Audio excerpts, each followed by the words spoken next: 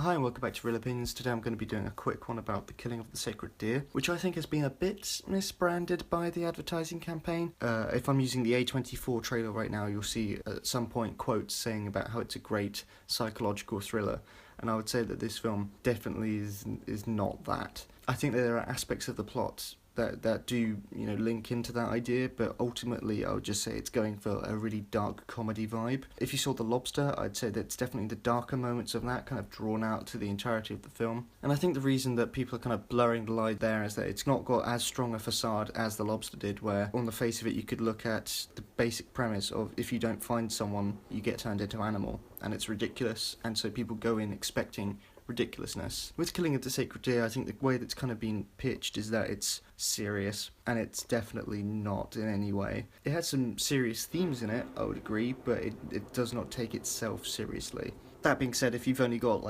2 minutes to listen to this and you don't want to bother listening to the rest of my thoughts, I don't think that I got a great experience out of this film. I think I understood the intent, and I think I did enjoy some of the moments where it was going for this really awkward, dark comedy that's kind of trying to dig into the uncomfortable regions of your brain and just dig around and see what works. But maybe it's just that it didn't work for me a lot of the time. But to be honest, I just found that it comes down to, if I'm going into a film knowing that it's trying to evoke this reaction from me, I find that I'm automatically kind of not shielding myself from it, but I'm automatically just put on guard against that, and it doesn't work as effectively. I'm much less likely to laugh at a full blown out comedy because I'm going in there expecting to laugh. But if it's a drama and then suddenly something funny happens, I'm much more likely to laugh. That's the kind of reason I'm giving there. So the opposite side, it's trying to make you wince, not through gore, but just through people.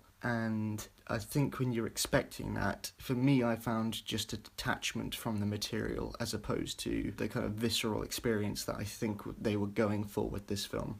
Pure positives first, the cinematography. As with his past film, The Lobster, it just looks great, even though it's very muted tones, I would say, throughout for all of it. There's a great amount of interesting composition. And as I kind of mentioned on the Florida Project review, a great use of wide angles, which I think are much harder to pull off than close-ups and shaky cam and all of that. Definitely, as every critic has pointed out, the Kubrickian style and all of that, but it's more just the fact that the images look good and they work to help the style that it's going for. The other positive point being Barry Keoghan. In a film where people are trying to deliberately give awkward performances, I don't think there's much to praise for the acting. I think it shows that the kids pull it off just as well as Colin Farrell and Nicole Kidman, and that's not necessarily praise of the child actors, it's more just the fact that anyone can act awkward because it's just a lack of just acting natural. It's being unnatural in front of the camera. Obviously Barry had the most interesting role in this film, but I think he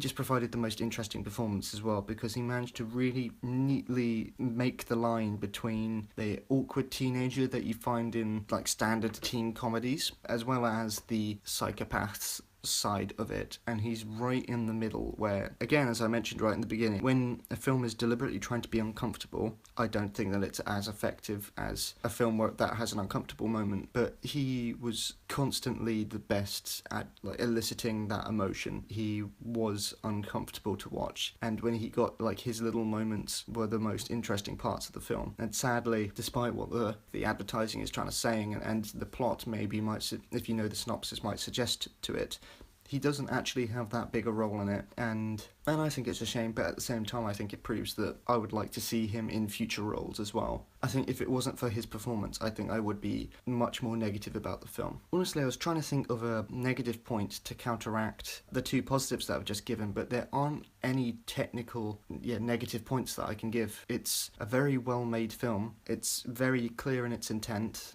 and I just don't think that it's very effective at eliciting the emotion that it wants to. If you look at a majority of critics, I would say that I'm in the lesser part of this, but I just don't find it effective. That's just me. I talked to him on the podcasts, and this might seem like a real side step, but I talked about how there are experience films for cinema. Recent examples are Gravity, where that was the 3D, and Dunkirk, where it was, the sound mixing was really meant to get you in it.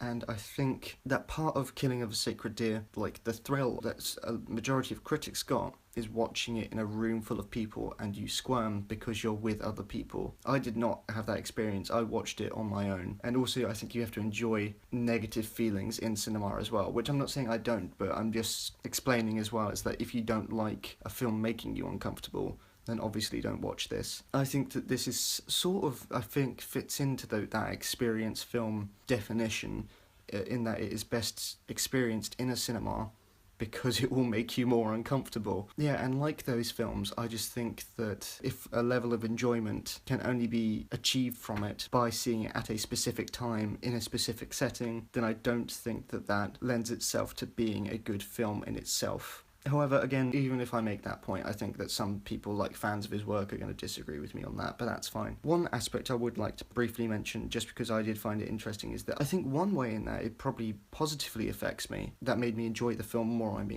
is that it really seems to be poking fun at the US medical system, which, as someone that's not from America, seems ridiculous to me. Not to get political or anything, but if you ever ask like a British person about what they think about American medical ads, which they frequently do make fun of, like in American media obviously, but it's bizarre, like the amount of side notices and ask your doctor this, and also the weird systems that you seem to have in America. I don't know why I feel like I'm talking just to Americans, but I think that detachment from the system, which of course the director has, being Greek, asterisk, I don't have a laptop open or anything right now. Yeah, I think that it's that outsider system of, this is a very strange system, and as the family kind of fret within that system, I think that that's a part of a farce aspect of the film that I definitely got by, and I understood that feeling of, this is a weird system. Maybe that might actually be more effective